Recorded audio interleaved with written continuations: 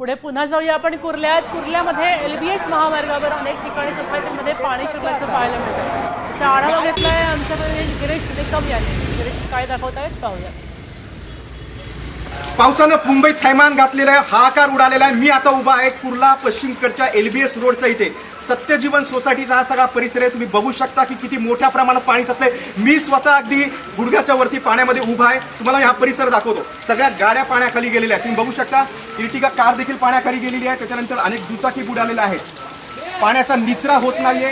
पाणी मोठ्या प्रमाणात साचलेलं आहे. आपण बघू शकतो की काही जण आता मदतीसाठी येत आहेत, पाण्याचा निचरा करण्याचा प्रयत्न करतात. तुम्हाला दाखवतो की किती मोठ्या प्रमाणात पाणी साचलेलं आहे. हे बघा, ही सगळी सत्यजीवन सोसायटी आहे. संपूर्ण इमारतीमध्ये देखील पाणी शिरलेलं आहे. अनेक लोक रहिवासी या बिल्डिंगमध्ये अडकलेली आहेत. आपण बघतोय सत्यजीवन सोसायटी आहे, शेजारी मुंबई डॉर्मेटरी आहे.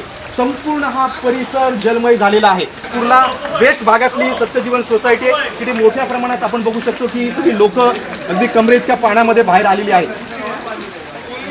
आणि हा पावसाचं जर प्रमाण असंच वाढत राहिलं तर परिस्थिती आणखी चिंताजनक होईल. तिथल्या परिसरांमध्ये आता भीतीचं वातावरण आहे.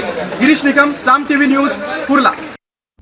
आता isakal.com आहे देशातील नंबर 1 ची मराठी न्यूज वेबसाईट.